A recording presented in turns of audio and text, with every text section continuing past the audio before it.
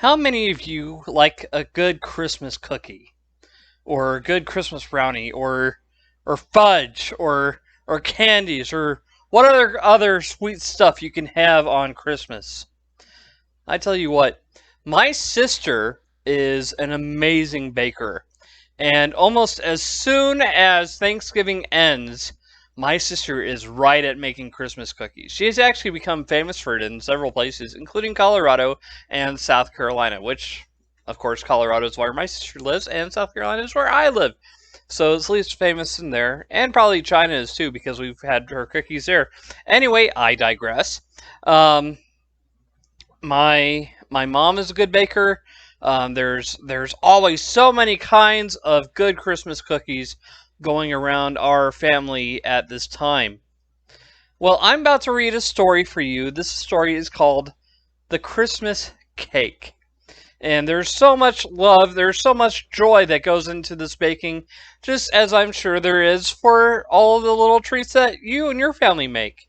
So I hope that you enjoy this beautiful, very fun story called The Christmas Cake by Maud Lindsay. It was a joyful day for the McMulligan children when Mrs. Mulligan made Christmas cake.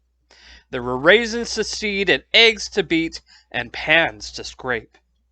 Every one of the children, from the oldest to the youngest, helped to stir the batter when the good things were mixed together.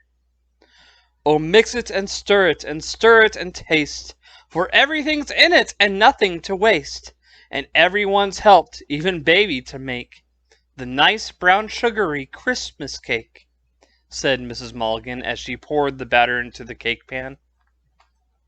The baker, who lived at the corner, was to bake the Christmas cake, so Joseph, the oldest boy, made haste to carry it to him.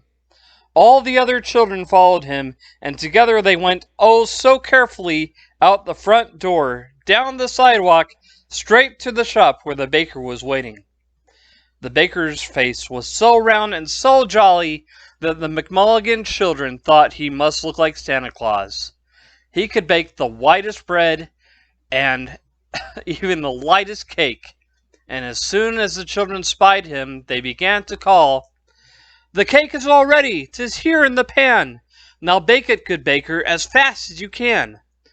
"No, no," said the baker, "'twould be a mistake to hurry in baking the Christmas cake. I'll not bake it fast, and I'll not bake it slow. My little round clock on the wall there will show how long I must watch, and how long I must take the nice brown sugary Christmas cake." The little round clock hung on the wall above the oven.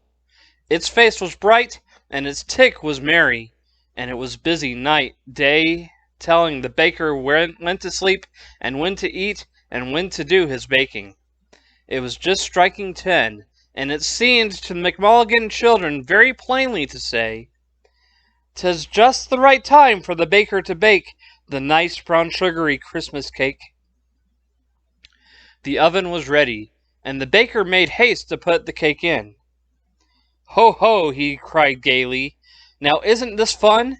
'Tis 10 by the clock, and the baking's begun.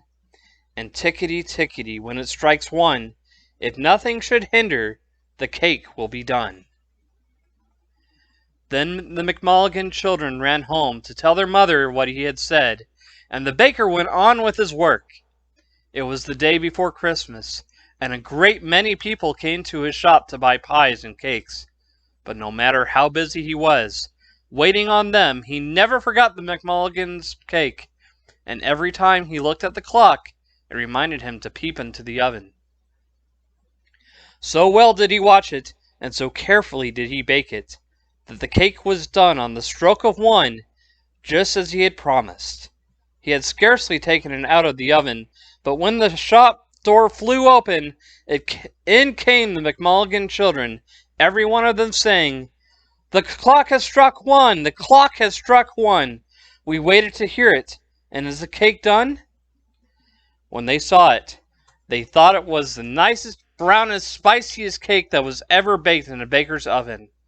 The baker himself said it was a beautiful cake, and if you had been at the McMulligans on Christmas Day, I am sure you would have thought so too. Joseph carried it, walking very slowly and carefully, and all the other children followed him, out of the baker's shop, down the sidewalk, straight home. There, Mrs. McMulligan was waiting for them. She was smiling at them from the window, and when they spied her, they all began to call, "Hurrah for our mamma! She surely can make the nicest and spiciest Christmas cake! Hurrah for the baker! Hurrah for the fun! Hurrah for our Christmas cake! Now it is done." I hope that you enjoyed this wonderful, very fun story about the baker and the Christmas cake. Thank you and good night.